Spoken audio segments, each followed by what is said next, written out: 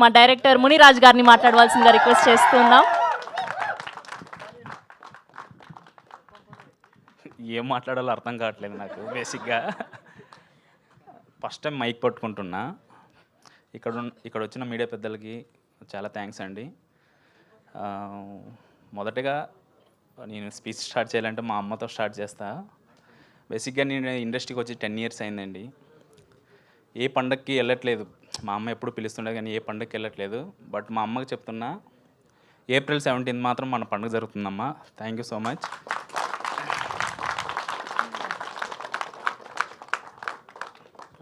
ఏదో ఎమోషన్ కాకూడదు అనుకున్నా, బట్ ఎమోషన్ అయిపోతున్నా కానీ.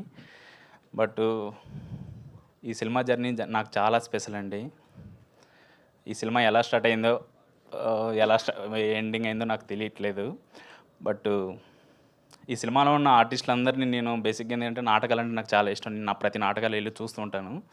అక్కడ మిడ్ సమ్మర్ నైట్ అనే నాటకాలు చూసి ఇక్కడ ఉన్న ఆర్టిస్టులందరినీ క్యాష్ చేశాను అనమాట.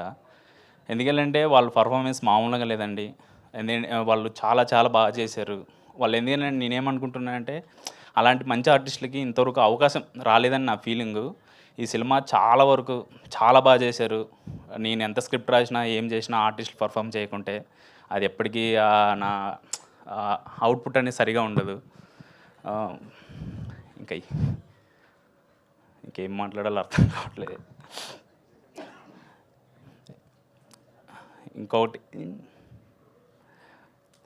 ఈ సినిమా మిమ్మల్ని April 17th మాత్రం మిమ్మల్ని డ్యామ్సూర్ చెప్తున్నా, మిమ్మల్ని ఆ వరల్డ్లోకి తీసుకెళ్తుంది. మిమ్మల్తో గిల్లుగా జల్లాడిస్తుంది, ఎమోషనలైజ్ చేస్తుంది, సస్పెన్స్కి గురి చేస్తుంది. కన్ఫర్మ్ ఆ వరల్డ్ని ఎంజాయ్ చేస్తారు. మళ్ళీ భావోద్వేగంతో మళ్ళీ బయట వస్తారు. అండ్ ఇక్కడ దీన్ని పనిచేసిన టెక్నీషియన్స్ అన్ని చాలా బాగా చేశారండి. చాలా మంచిగా నాకు సపోర్ట్ చేశారు. డిఓపి కానీ, మన అక్షయ్, మ్యూజిక్ డైరెక్టర్ వంశీ, సనారే సింగిల్ కార్డ్ రాశాడు. అందరి టెక్నీషియన్స్ గురించి నేను చాలా నెక్స్ట్ ఈవెంట్లలో మాట్లాడతా. కానీ నాకు చాలా చాలా బాగా హెల్ప్ చేశారు. ఒక ఆర్టిస్ట్లో ఒక టెక్నీషియన్స్ అన్నీ కలిపి చేస్తే అవుట్పుట్ ఎలా ఉంటుందని మీరు April 17th పక్కా చూస్తారు. And Kiran sir, thank you so much sir.